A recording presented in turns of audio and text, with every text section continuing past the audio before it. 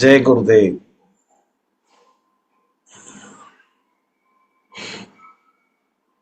April 17, 1997. Satsang. Satsang is the shelter. Satsang, அதுதான் நமக்கு ஒரு பாதுகாப்பு. Why do people need homes? எதற்கு மக்களுக்கெல்லாம் ஒரு வீடு தேவை? Can they live without shelter like animals in the forest? காடுகள் எல்லாம் இந்த விலங்குகள்லாம் எப்படி அப்படியே அலையுதோ, வீடுகள்லாம் இல்லாம அலையிற மாதிரி மனிதர்களும் அப்படி இருக்கக்கூடாதா? Even intelligent animals make their homes. ஆனா சில புத்திசாலியான விலங்குகள் என்ன பண்றாங்க, அவங்களுக்கான ஒரு வீட்டை அமைச்சுக்கிறாங்க இல்லையா? Man needs protection from the changing elements of nature. இயற்கையுடைய அந்த மாறக்கூடிய தன்மையிலிருந்து மனிதன் தன்னை பாதுகாக்கிறதுக்காக ஒரு பாதுகாப்பு, அதாவது ஒரு ப்ரொடெக்ஷன், தன்னை காத்துக்கிறதுக்கு ஒரு தேவை. So he builds a shelter for physical comfort. உடல் ரீதியான ஒரு ஒரு சௌரியத்துக்காக என்ன பண்ணிக்கிறாங்க, ஒரு வீட்டை கட்டிக்கிறாங்க. In the same way, for spiritual and mental comfort, satsang is the shelter. அதே மாதிரி என்ன மன ரீதியான ஒரு ஒரு சௌரியத்தை கொடுக்கறதுக்காக அதுதான் சத்சங் தேவை. அந்த சௌரியத்தை கொடுக்கறது எது? சத்சங். இந்த same way for spiritual and mental comfort, ஆன்மீக ரீதியான ஒரு சௌரியத்தை கொடுக்கறதுக்கும் மன ரீதியான ஒரு சத்சங்கத்தை கொடுக்கறதுக்கும் எது கொடுக்குது அப்படின்னு சொன்னா அது சத்சங். ஒரு சத்சங் கொடுக்கு. One who does not come to satsang is like a wild animal. இல்லையா? சத்சங்கம் பக்கமே வராம இருக்கிறவங்க என்ன சில நேரங்கள்ல என்ன ஒரு மிருகமாக மாறிடுவாங்க, பயங்கரமான மிருகம்.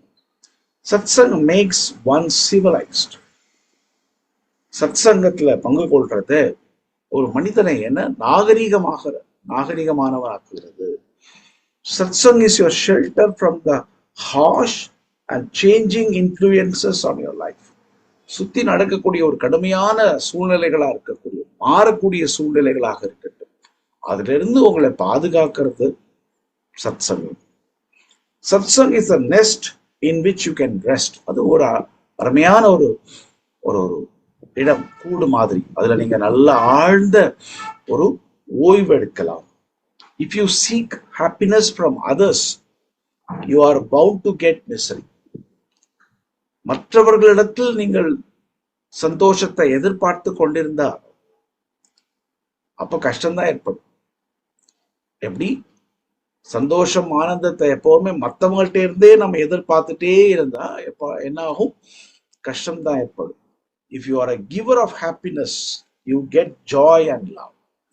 நீங்க அதை கொடுக்கிற மாதிரி இருந்தா, you are a giver of joy and happiness, you get, if you are a giver of happiness, you get joy and love.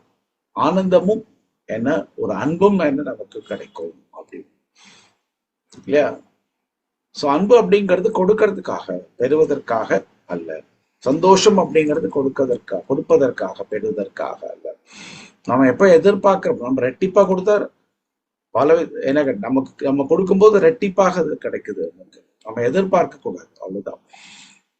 இங்க குறிப்பிடுறது என்ன அப்படின்னு சொன்னா, சத்சங்கம் நடைபெறும் போதெல்லாம் இங்க நம்ம பங்கெடுத்துக்கிறது ரொம்ப ரொம்ப முக்கியம். என்ன காரணம் அப்படின்னா, அது ஒரு மன ரீதியான ஒரு சௌரியத்தை கொடுக்கிறது, mental comfort and spiritual comfort, ஆன்மீக ரீதியான ஒரு சௌரியத்தையும் கொடுக்கிறது. சத்சங் இஸ் த ஷெல்டர், ஒரு பாதுகாப்பு மையம் மாதிரி தான் இந்த சத்சங்கம் நமக்கு. வீடு எப்படி ஒரு உடல் ரீதியா நமக்கு ஒரு பாதுகாப்பை கொடுக்குதோ, அதே மாதிரி சத்சங் மன ரீதியாவும் ஆன்மீக ரீதியாவும் ஒரு பாதுகாப்பு கொடுக்கிறது. அதனால எப்பப்போ வாய்ப்பு கிடைக்குதோ, அது ஆன்லைன் சத்சங்கம் இருந்தாலும் பரவாயில்லை, இப்போ இன்னைக்கு இருக்க சூழ்நிலையில அதுல பங்கெடுத்துக்கிறது அது ரொம்ப முக்கியம்.